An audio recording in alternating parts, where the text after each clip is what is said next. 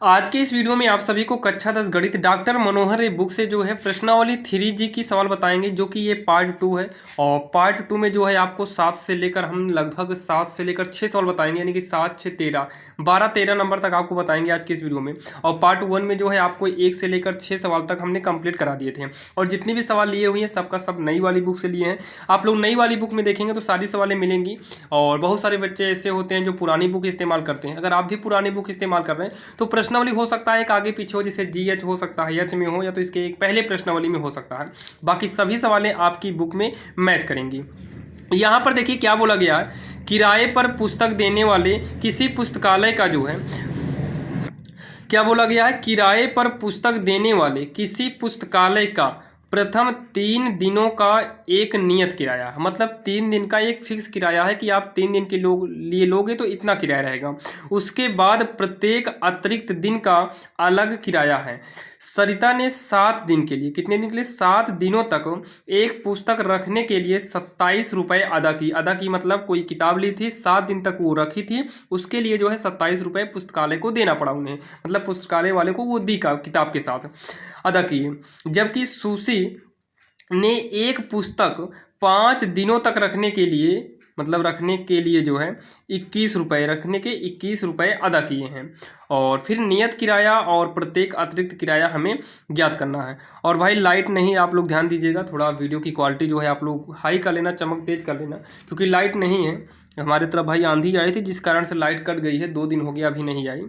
यहाँ पर देखिए सबसे पहले जो बोला गया है, मतलब जो पूछा है हम उसको मान लेते हैं। सबसे पहले तो यहाँ पर माना नियत किराया है, तो माना नियत किराया, माना नियत किराया यक्स रुपये है। कितना है, यक्स रुपये है। और प्रत्येक अतिरिक्त दिन का किराया, तो यहाँ पर लिखेंगे प्रत्येक अतिरिक्त दिन का किराया, अतिरिक्त दिन का किराया बराबर कितना, वाई रुपये। यहाँ पर देखिए क्या बोला है, ध्यान समझिएगा। ये बोला है सरिता ने 7 दिनों तक एक पुस्तक रखने के लिए 27 रुपये अदा की। मतलब सरिता जो है वो 7 दिन तक पुस्तक रखी थी, 7 दिन तक, 7 दिन पुस्तक रखने के लिए 27 रुपये अदा की। तो यहाँ पर प्रश्नानुसार सुनिएगा, वो कितने दिन पुस्तक रखी है, 7 दिन। 7 दिन में से 3 दिन नियत निकाल दो। अब इसके बचे कितने टोटल, 4 दिन। यही तो ये वो बोला है 3 दिन का नियत किराया, 3 दिनों का एक नियत किराया है। तो वो 7 दिन के लिए पुस्तक ली है, 7 में से 3 दिन नियत, वो हाँ 3 दिन नियत हो गया, अब उसके 4 ही दिन बचे हैं।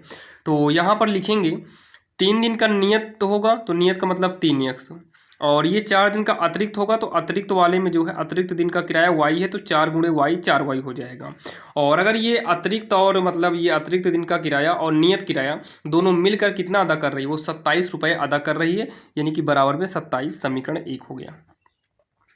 फिर बोला है जबकि सुशी ने एक पुस्तक 5 दिन तक ली थी, ये 5 दिन तक ली थी, 5 दिन में से 3 दिन नियत निकलेगा, और यहाँ पर कितना बचेगा, 2 दिन ही बचेगा, मतलब 3 से गुणा करेंगे, 3 यक्स हो गया। और यहाँ पर 3 यक्स क्या, इसका एक नियत किराया लग रहा है, तो नियत वाले में 3 से गुणा नहीं कराना, ये तो नियत है, फिक्स है कि यहाँ यक्स ही रुपये लगेगा ना, तो यहाँ पर आप 3 से गुणा मत कराओ, केवल यक्स ही रहने दो। प्लस में 2 दिन एक्स्ट्रा है तो वहाँ पर 2 वाई हो जाएगा। और अदा कितना करना पड़ रहा है, इसको 21 रुपये अदा करना पड़ रहा है, ये हो जाएगा हमारा समीकरण 2 हो जाएगा। मतलब x plus 4 y, x plus 3 y, 3 कह रहे हैं, 2 वाई है, बराबर में यहाँ 27, यहाँ पर 21 है। 3 दिन का एक फिक्स किराया है, इस 3 दिन का किराया यक्स रुपये फिक्स है, इस 3 दिन का किराया यक्स रुपये फिक्स है। अब आगे का जो लगेगा ना उसके लिए प्रत्येक के लिए जो है वाई के हिसाब से लगेगा। अब यहाँ पर दोनों समीकरण को सॉल्व करके हमें निकालना है यक्स और वाई का मान। तो यक्स मैच कर रहा है, तो समीकरण 1 व समीकरण 2 से, या फिर हम ये भी लिख सकते हैं समीकरण 1 में से समीकरण 2 को घटाने पर, तो यक्स प्लस 4 वाई बराबर 27, यक्स प्लस 2 वाई बराबर का 21, तो ये घटाने पर ही कटेगा। अब यहाँ पर समीकरण 1 व 2 से लिखें, इसका मतलब अब चाहे इसको जोड़ो चाहे घटाओ दोनों सही रहेगा।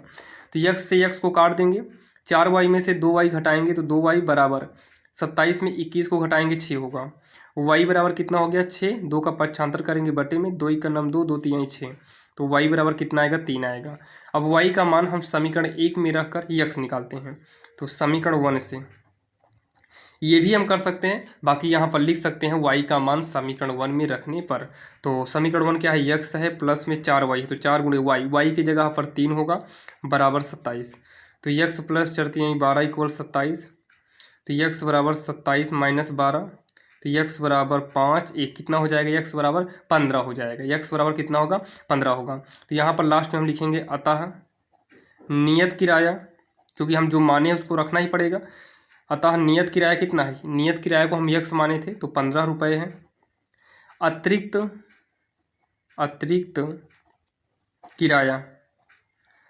किराया y माने हैं तो y कितना है, 3 रुपये है।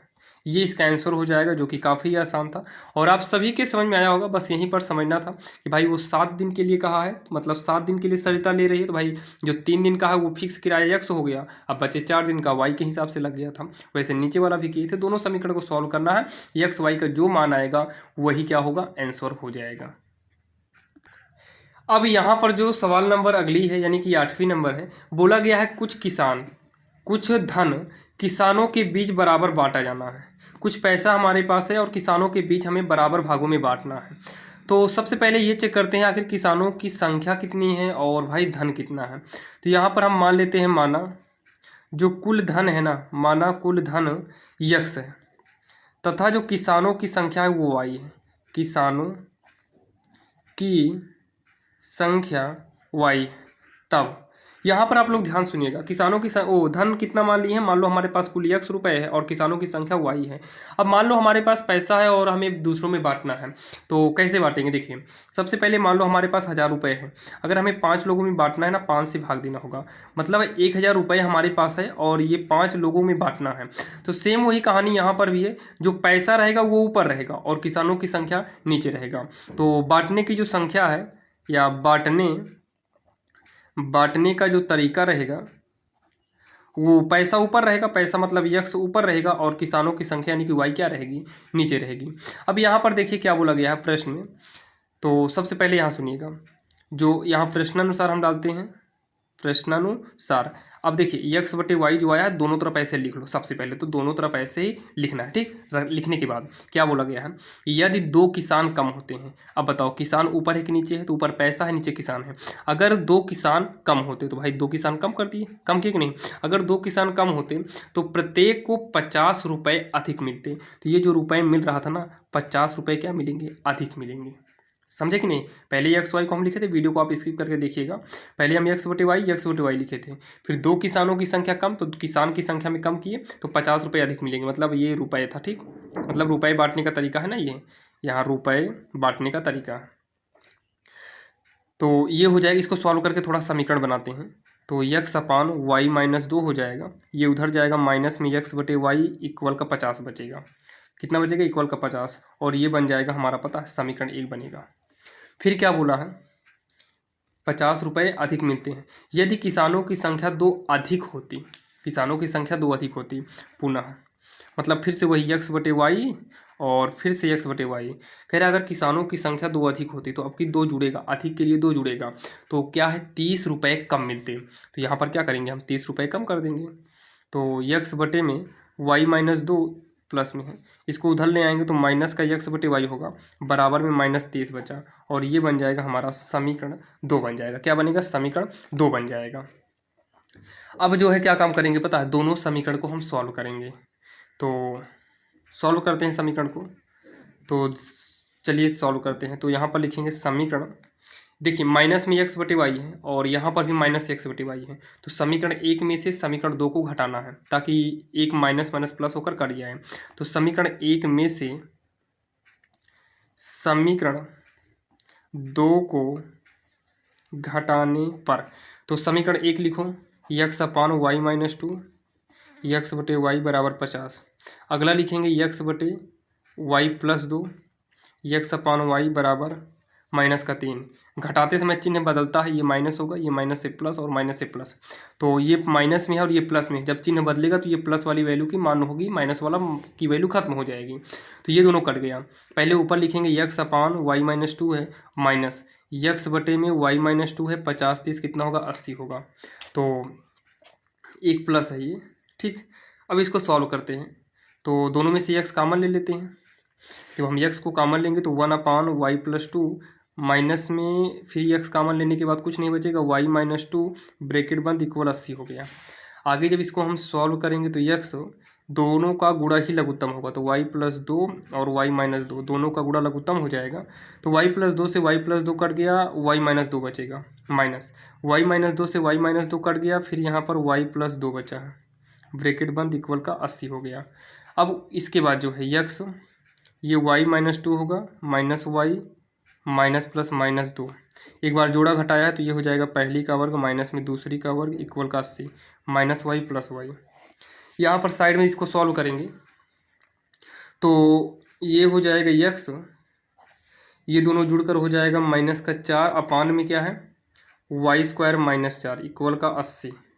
तो ये हो जाएगा -4x अपान y² - 4 बराबर 80। ये ऊपर से ऊपर काट सकते हैं, 4 × 4, 4 दूनी 8, 4 जीरो 0, ये 4 × 4। तो -x बराबर तिरछा गुणा कर देंगे 20, इधर हो जाएगा y² - 4। तो x बराबर होगा -20 y² - 4, कितना होगा y² - 4 हो जाएगा। अब इतना ये हमारा y का मान निकला है, किसका मान निकला है, ये y का मान निकला है। तो इसे समीकरण तीसरा मानकर ऐसे ही छोड़ देते हैं, x का मान निकला है। अब इसी x का मान, इसी x का जो है मान हम रखेंगे पता है कहाँ, इसका मान हम रखेंगे समीकरण 1 में। तो समीकरण 1 में क्या रखेंगे, इसको यहीं पर छोड़कर आप समीकरण 1 को ही हम सॉल्व करते हैं। तो चलिए यहाँ पर हम समीकरण 1 से लिखते हैं, समीकरण 1 से। तो सबसे पहले समीकरण 1 आप देख लीजिए क्या है, ये देखो समीकरण 1, ये है समीकरण 1। तो क्या काम करते हैं, समीकरण 1 में से x कॉमन ले लेते हैं, तो 1/y-2 हो गया, और माइनस में 1/y, क्योंकि ऊपर से x कॉमन ले लिए, बराबर का 50। तो x ऐसे तिरछा गुणा करेंगे तो y माइनस इधर से कराएंगे तो y-2, जो कि ब्रैकेट करना होगा क्योंकि आगे माइनस है, दोनों का गुणा ही लघुत्तम हो गया, ठीक, इक्वल का 50। अब उसके बाद x y-y प्लस 2 हो जाएगा, y-2 इक्वल का 50। अब उसके बाद इतना करने के बाद y से y कट गया, ये हो जाएगा 2 बचा है, तो 2 का गुणा x में 2x अपान y² - 2y बराबर 50। ये 2 का नाम 2 होगा, 2 25 में 50। तो x बराबर 25, तिरछा गुणा करेंगे तो y² - 2y होगा, और ये बनेगा हमारा समीकरण 4 बनेगा। कौन सा बनेगा, ये समीकरण 4 बनेगा। अब जो है हमारा यहाँ पर देखो, पहले से हमारा क्या था, समीकरण 3 जो है हमारा यहाँ पहले से था, और समीकरण 3 यहाँ पहले से था, और समीकरण 4 भी आया है। ये भी x के बराबर में है और ये भी x के बराबर में है। तो समीकरण 3 व 4 से, समीकरण 3 व समीकरण 4 से क्या काम करेंगे कि x के बराबर में ये भी है और x के बराबर में ये भी है, अब दोनों को बराबर कर देंगे। तो पहले ये लिखो कितना है, पहले ये वाला लिखते हैं समीकरण 4 वाला। तो समीकरण 4 वाला कितना है, 25 y² - 2y, और ये भी x के बराबर में था, और ये भी x के बराबर में है, -20, क्या है, माइनस का 20 है, और ब्रैकेट में y² - 4, तो y² - 4y है, माइनस का 4 ही है, तो माइनस का ये 4 हो गया। तो अब इसको हम जब सॉल्व करेंगे तो देखिए 5 × 25 होगा, 5 × 20 होगा, मतलब ये 5 बचेगा। अच्छा, इसमें से y कॉमन ले लें जैसे, तो ये y - 2 हो जाएगा ना, और बराबर ये 4 रहने दो, माइनस के साथ है, ये y² माइनस ये 2 का स्क्वायर बनेगा। तो एक बार इसको जोड़ कर लिख सकते हैं और एक बार इसको घटाकर, तो इसको इससे काट दो, क्या बचेगा, 5y बराबर में -4y प्लस 2, तो 5y बराबर -4y, -4 दूनी क्या होगा 8, तो 5y ये इधर आएगा तो क्या हो जाएगा, यहाँ पर देखिए शायद इसके पहले थोड़ा सा मिस्टेक कहीं हुआ है, थोड़ा आप देख लेते हैं बैक में आकर। जब हम समीकरण 1 व 2 को घटाए थे तो ये देखिए x अपान y - 2 पहले था, यहाँ माइनस रहेगा और यहाँ प्लस रहेगा। भाई थोड़ा मिस्टेक हो गया पहले से ही, तो यहाँ माइनस यहाँ प्लस, मतलब यहाँ प्लस यहाँ माइनस, तो ये प्लस रहेगा, ये भी प्लस हो जाएगा, तो 2 2 4, ये प्लस का 4 आएगा। तो यहाँ पर भी प्लस, यहाँ पर भी प्लस, इसका मतलब ये प्लस में आएगा। और अगर ये प्लस में आएगा तो यहाँ से जहाँ पर हम समीकरण 3 4 किए हैं, ये भी प्लस रहेगा, ये भी प्लस रहेगा, ये भी प्लस रहेगा, तो प्लस से गुणा कराएंगे तो दोनों प्लस रहेगा। अब सही हो गया, ये उधर जाएगा तो माइनस का 4y होगा, इक्वल में 8 बचेगा, घटाने पर y बराबर 8 हो गया, y बराबर 8 हो गया। अब y का मान चाहे आप समीकरण 4 में रख दो या फिर जो हम इसके पहले निकाले थे क्या बोलते हैं, समीकरण 3 में रख दो, दोनों में सही रहेगा। तो कहाँ पर रख दें, चलिए कहीं पर भी एक जगह हम रख देते हैं, तो समीकरण 3 में ही रख देते हैं, क्या दिक्कत है। तो समीकरण 3 से, तो समीकरण 3 क्या था पता है, यक्स बराबर था 20, तो यक्स बराबर 20, फिर क्या था, वाई स्क्वायर माइनस 4 था, तो वाई स्क्वायर, वाई की जगह पर हम कितना रखेंगे 8, तो 8 का स्क्वायर माइनस 4, तो 20, 8 का स्क्वायर 64 माइनस 4, तो 20 गुणे 60 होगा, और गुणा कराने पे कितना आ जाएगा, 1200 आ जाएगा, 1200 आ जाएगा। तो रुपए कर दो या रहने दो, 1200 रहेगा। तो हमसे क्या पूछा था, कुल राशि कितना है और किसानों की संख्या, तो अतः कुल राशि, अतः कुल राशि 1200 रुपये और किसानों की संख्या, किसानों की संख्या 8, ये हो जाएगा इसका आंसर, जो कि काफ़ी आसान था और आपके समझ में तो आ ही गया होगा। थोड़ा बड़ी सवाल थी लेकिन काफ़ी आसान थी, आपने समझा होगा अगर ध्यान से तो समझ में आ गई होगी। तो ये रही हमारी सवाल नंबर 8वीं। चलिए हम देखते हैं सवाल नंबर 9वीं। अब यहाँ पर देखिए जो सवाल नंबर 9वीं है वो हमारे सामने है। यहाँ पर देखो, एक व्यक्ति ने कुल 75,000 रुपये की पूंजी लगाई। कहाँ लगाई होगा, कहीं लगाया होगा। एक व्यक्ति है जो कुल जो है 75,000 रुपये की पूंजी लगाई है। इसका एक भाग जो है 12% वार्षिक ब्याज की दर पर और शेष भाग जो है 10% वार्षिक ब्याज की दर से लगाया है, और उसे कुल वार्षिक ब्याज जो है वो मतलब 8,300 रुपये ब्याज मिला है। 75,000 रुपये लगाया था और ब्याज इतना मिला। तो ज्ञात करना है कि प्रत्येक दर पर उसने कितना धन लगाया, मतलब 12% पे लगाया था, 10% पे लगाया था, और इतना था और इतना मिला। तो ये बताओ कि कहाँ पर कितना कितना वो इन्वेस्ट किया था, मतलब खर्च किया था। तो एक काम करते हैं, मान लेते हैं कि जो 12% है इस पर यक्स रुपये लगाया था, तो यहाँ पर हम लिखेंगे माना 12% वार्षिक ब्याज की दर से, ब्याज की दर से यक्स रुपये लगाया। कितना लगाया, यक्स रुपये लगाया। अगर वो यक्स रुपये लगाया है तो एक वर्ष का जो है कितना आएगा ब्याज, चेक कर लीजिए। एक वर्ष का जो साधारण ब्याज होगा, एक वर्ष का जो साधारण ब्याज होगा, ब्याज बराबर क्या होता है, ब्याज बराबर होता है मूलधन गुणे दर गुणे समय, मूल माने मूलधन, ठीक, मूलधन दर गुणे समय बटे 100, मूलधन गुणे दर गुणे समय बटे में 100 हो जाएगा। तो एक वर्ष का ब्याज निकलेगा ना, तो एक वर्ष का, यहाँ देखो मूलधन कितना है 12% वार्षिक ब्याज की दर से जो है मान लो यक्स रुपये लगाया था, तो यक्स, और दर कितना है, दर हमारा दिया है कुछ, दर कुछ भी नहीं है, तो दर को छोड़िए, दर दिया है 12% वार्षिक ब्याज की दर से था ना, 12, और यह तो है ये वार्षिक है 12, और समय कितना है, एक ही साल लगा है, बटे में 100, तो ये हो जाएगा 12x बटे में 100 रुपये, 12x बटे में 100 रुपये। अगर काटना है काट दो, 4 3 12, 4 से काटेंगे 25 आएगा, तो ये होगा 3x बटे 25 रुपये। कितना, 3x बटे में 25 रुपये हो गया। फिर उसके बाद शेष भाग, अच्छा ये बताओ अगर उसके पास कितना रुपए था, 75,000 रुपये था, 75,000 रुपये में वो यक्स रुपये लगा लिया, तो उसके पास शेष कितना बचेगा, तो शेष धन टोटल कितना था, 75,000 रुपये था, 75,000 में यक्स रुपये लगा दिया, तो यक्स रुपये घटा देंगे, जो बचेगा वही हमारा उसके पास शेष राशि बची है। अब जो शेष राशि बची है यानी कि 75,000 माइनस यक्स रुपये जो बचा है, ये जो है कितने पर इन्वेस्ट करेगा, मतलब कितने पर, 10% पर। एक 12 हो गया, अब 10 बचा है, तो 10% रुपये, 10% वार्षिक, 10% वार्षिक ब्याज की दर से लगाया, तब साधारण ब्याज बराबर कितना होगा, चेक करो। तब साधारण ब्याज बराबर, फार्मूला क्या होगा, मूलधन गुणे दर गुणे समय और बटे में 100। तो मूलधन कितना है, मूलधन है 75,000 माइनस यक्स, गुणे में दर कितना है 10 बटे में 100, एक जीरो को एक जीरो काटो, अच्छा गुणे में एक करने से कोई फायदा नहीं क्योंकि समय एक ही साल है, तो ये हो जाएगा 75,000 माइनस यक्स बटे में कितना, 100 हो गया। तो यहाँ पर देखो ये भी साधारण ब्याज ही है और ये भी साधारण ब्याज ही है, ये भी, दोनों मिलकर ब्याज मिलकर ये 8300 रुपये उसे मतलब कुल ब्याज मिले हैं। तो कुल ब्याज 8300 मिले, मतलब दोनों को जोड़ेंगे तो ये 3x है प्रश्न अनुसार। प्रश्नानुसार। तो कितना है 3x/25, तो 3x/25 और यहाँ पर कितना है अगला वाला, ये है 75,000 माइनस x/10 और दोनों मिलकर जो है ये 8300 रुपये उसे मिला हुआ है। तो 25 और 10 का लासा 50 आएगा, 25 दूनी 50, दो बार में 2 3 6x, 10 पचे 50, 5 से इसमें गुणा कराओ। तो 5 से अगर हम इसमें गुणा कराएंगे तो कितना हो जाएगा, 3 जीरो लिख लो, 5 25, 5 सत्ते 35, 36 37 माइनस 5 से इसमें भी गुणा कराएंगे तो 5x हो जाएगा बराबर 8,300।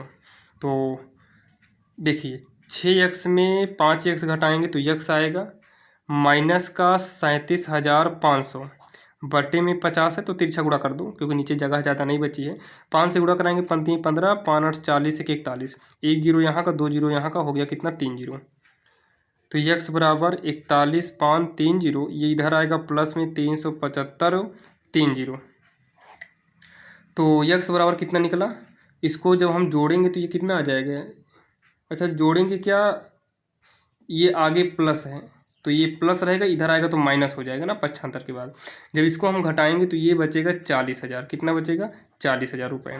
तो यक्स कितना आ गया 40 आ गया, ठीक। तो यक्स 40 आ गया, तो यहाँ पर यही तो हम किए हैं, जो पहली वाली राशि हो कितना माने थे यक्स माने थे और दूसरी वाली राशि कितना है 75,000 माइनस यक्स है, तो यक्स हो गया और शेष राशि जो है या शेष धन जो है ये टोटल 75,000 है और माइनस में यक्स की जगह पर हमें क्या करना है 4,000 करना है, नहीं 40,000 करना है, 40,000 किए हैं। तो 75,000 में 40,000 घटाएंगे तो कितना आएगा 35,000 आएगा, कितना आएगा 35,000 रुपये आएगा।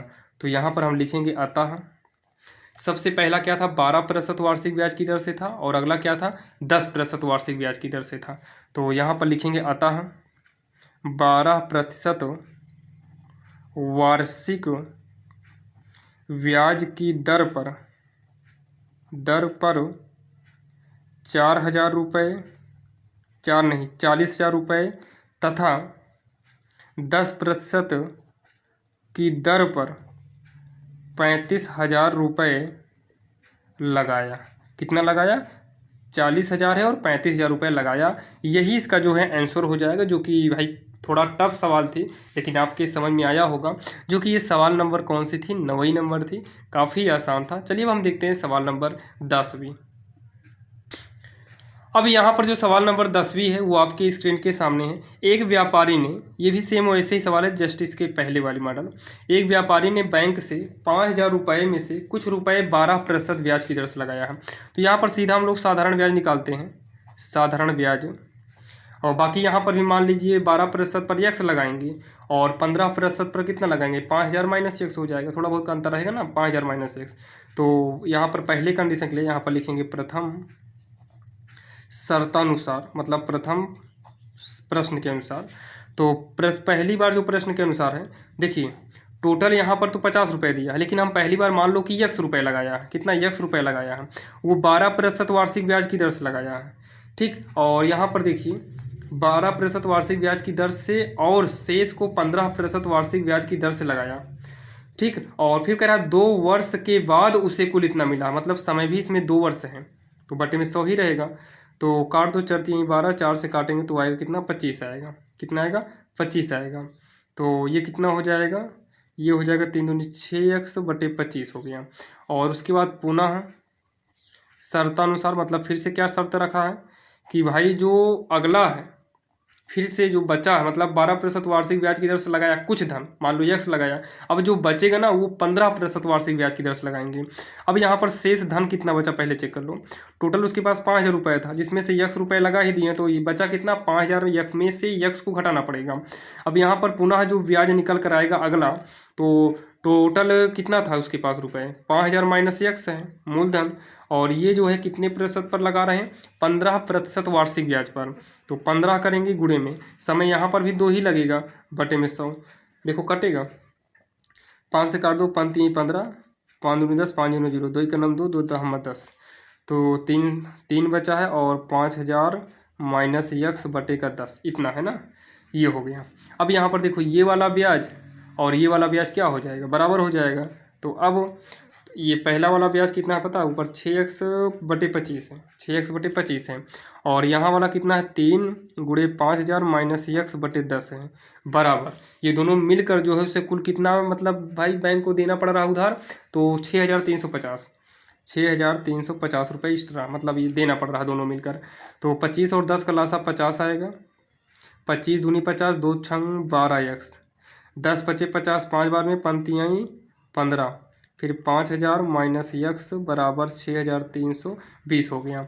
तो इसको सॉल्व करके पहले यक्स निकालो, तो ये हो गया 12x प्लस में 15 पचे 75,000 हो जाएगा, प्लस माइनस होगा, फिर 15x इधर से गुणा कराएंगे, 5 से कराओ, 5 दूनी 10, पंती 15 1 16, 5 छंग 30 1 31, एक जीरो यहाँ का, एक जीरो यहाँ का, 2 जीरो और लिखना पड़ेगा। तो ये और ये जो हो जाएगा -3x, क्योंकि 12x है और ये -15 है तो -3x होगा। तो ये हो गया 3,16,000, कितना हो गया 3,16,000 माइनस ये जो है प्लस में इधर आएगा तो माइनस का हो जाएगा 75,000, कितना हो गया 75,000। अच्छा यहाँ पर थोड़ा सा एक चीज़ और ध्यान दीजिएगा, यहाँ पर क्या बोला है, कुल 6,350 रुपये बैंक को देना पड़ेगा। भाई यहाँ पर बैंक को देना पड़ेगा, और इसके पहले देखो यहाँ पर इतना मिले थे, मतलब 75,000 में 12% और 10% के हिसाब से कहने पर यहाँ मिले थे, और वहाँ पर देना पड़ रहा, थोड़ा बहुत तो अंतर है भाई। यहाँ पर मिले इसका मतलब ये ब्याज था, इसके पहले देना पड़ रहा है इसका मतलब वो ब्याज नहीं हो सकता, वो मिश्र धन है, पक्का मिश्र धन दिया है वो। तो यहाँ पर मिश्र धन है, ये सब ब्याज है, ये मिश्र धन है। तो यहाँ से पहले एक बार ब्याज निकालो, तो ब्याज बराबर क्या होता है, ब्याज नहीं, हाँ यहाँ पर जो ब्याज होता है ना, ये मिश्र धन माइनस मूलधन होता है। तो 6,382 ये मिश्र धन है, और माइनस का ब्याज करेंगे तो कितना आएगा, 1,320 आएगा भाई, कितना आएगा 1,300 ब्याज आएगा, चूंकि करके ही साइड में निकालना। तो ये 1,320 वो 320 रहेगा, 1,320 रहेगा। तो अब गुणा थोड़ा फिर से करा लो, 5 दूनी 10, 5 3 15 1 16, 5 का नम 5, 5 1 6, 5 एक कितना होगा 6 होगा। तो यहाँ पर कितना करेंगे 6 करेंगे, फिर से करा लेते हैं भाई, 13 20 गुणे 5, 5 0 0, 5 दूनी 10, 5 3 15 1 16, 5 का नम 5, 5 1 6 ही होगा, हाँ 6 होगा, एक जीरो यहाँ पर वाला, यहाँ वाला जीरो आएगा तो इतना हो जाएगा। तो ये भी 6 कर लेते हैं। अब इसको हटाइए, तो -3x बराबर, तो 66,000 में 75,000 नहीं घटेगा, 75,000 में हम 66,000 घटाएंगे तो लगभग ये 9,000 आएगा, कितना आएगा ये 9,000, वो भी माइनस में आएगा क्योंकि उल्टा घटाना पड़ेगा, माइनस से माइनस को काट दो, 3 का नाम 3, 3 3 का 9, 0 0 0, यक्स बराबर कितना आएगा 3,000 आएगा, यक्स बराबर कितना आएगा 3,000 आएगा। तो यहाँ पर नीचे थोड़ा कम जगह है, आप लोग ध्यान दीजिएगा, यहाँ पर हम लिखेंगे अतः, पहला क्या दिया था, पहला हमारा 12% पर, तो 12% वाले को हम कितना मान लिए थे, यक्स माने थे, तो यक्स की जगह पर कितना आएगा 3,000 आएगा। तो अतः 12% वार्षिक ब्याज पर 3,000 रुपये, तथा अगला जो था, अगला है वो 15%, तो 15% ब्याज पर, तो टोटल कितना था, टोटल 5,000 रुपये था, 5,000 में 3 यहाँ चलाए तो कितना बचेगा, 5,000 में 3 गए 2,000, ब्याज पर 2,000 रुपये, 2,000 रुपये मतलब देना पड़ेगा, या फिर 2,000 रुपये होगा। तो ये इसका आंसर हो जाएगा, जो कि काफ़ी आसान था और आप सभी के समझ में आया होगा। ठीक, यहाँ पर जो है टोटल 5,000 था, तो 5,000 में वही हम क्या बोलते हैं 3,000 घटाइए एक्स वाला मान, तो 5,000 में 3,000 घटेगा तो 2,000 आएगा। ठीक, तो ये हो जाएगा इसका आंसर, जो कि ये हमारी कौन सी है भाई, सवाल नंबर 10 भी है। और भाई बहुत ज़्यादा गर्मी है, लाइट भी नहीं है, तो आपको इसके आगे की जो सवाल है यानी कि 11-12 आपको नेक्स्ट पार्ट में करा देंगे। तो भाई आगे की जो सवाल है करा ही दे रहे हैं, क्योंकि इसके बाद जो सवाल बचेगी आपको नेक्स्ट पार्ट में फाइनली ये वाला प्रश्नावली जो है फाइनल कर देंगे। तो चलिए इसको भी कर ही लेते हैं, 2 सवाल और कर लेते हैं, क्योंकि हम मेरे पर लिख चुके हैं ऑलरेडी, 12 तक बतानी है। तो देखिए यहाँ पर मीना जो है 2,000 रुपये निकलवाने के लिए बैंक गई, उसने खजांची से 50 रुपये तथा 100 रुपये के नोट देने के लिए कहा, 50 रुपये का नोट और 100 रुपये का नोट। फिर उसके बाद कह रहे हैं उसमें, उसके बाद कहा गया है मीना को कुल 25 नोट प्राप्त किए या मिला, ज्ञात करो कि उसमें से 50 रुपये का कितना नोट था और 100 रुपये के कितने कितने नोट हैं। तो यहाँ पर हम मान लेते हैं, माना 50 रुपये का यक्स नोट मिला, कितना यक्स नोट, तथा 100 रुपये का वाई नोट मिला। तो कुल कितने नोट मिले हैं? यक्स और वाई दोनों मिलके कितने नोट हैं? 25 नोट है। ये बनेगा हमारा समीकरण एक। अब यहाँ पर देखिए 50 रुपये का है तो भाई 50 रुपये का नोट है और 100 रुपये का नोट है। 50 रुपये का मान लो यक्स नोट है और 100 रुपये का मान लो वाई नोट है, और ये दोनों मिलकर कितना हो रहा है? ये 2000 रुपये हो रहा है। कितना हो रहा है? 2000 रुपये हो रहा है, यानी कि समीकरण 2। अब यहाँ पर क्या काम करो? यक्स और वाई का मान निकालो। तो इसमें समीकरण 1 में 50 से गुणा कराओ ताकि पहला वाला मिले, 100 से करा दो।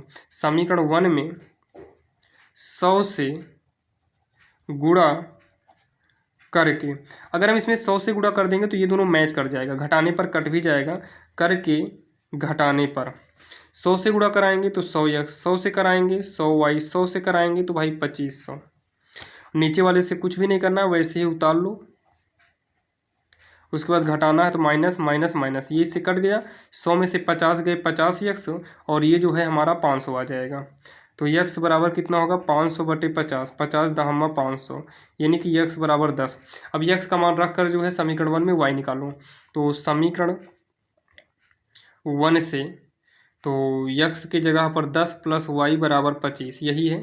यहाँ पर आप लोग देखिएगा y बराबर जो है 25 माइनस 10, y बराबर कितना? 15। ये इसका जो है आंसर हो जाएगा। ठीक, तो लास्ट में आप लोग लिख देना अतः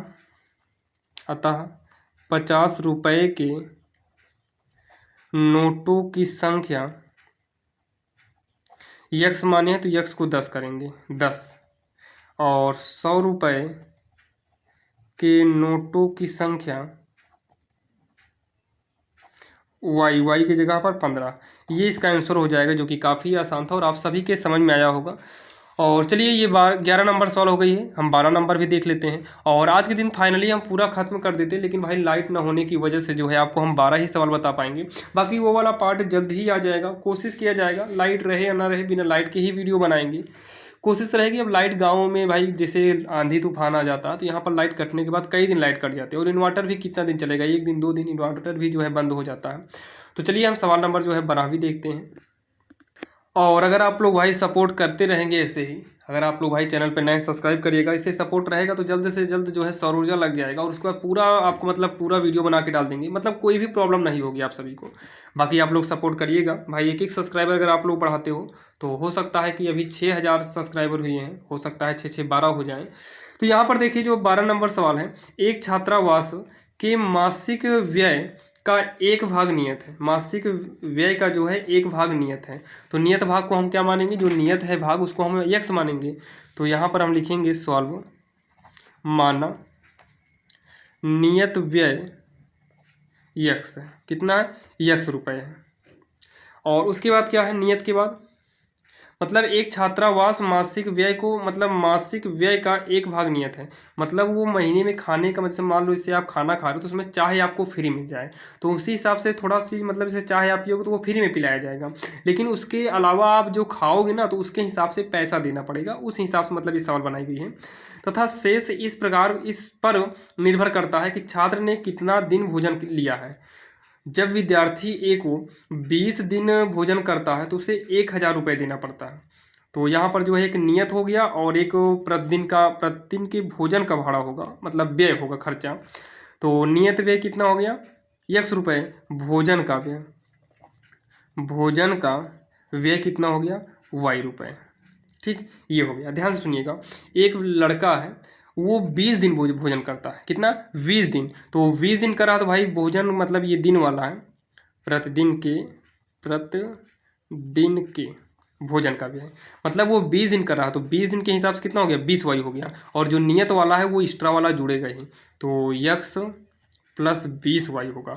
और मतलब 20 दिन भोजन किया तो 20 वाई हो गया, ये नियत है तो जुड़ेगा ही, और टोटल 1000 रुपये बन रहा है तो 1000 रुपये कर देंगे, मतलब 1000 समीकरण 1।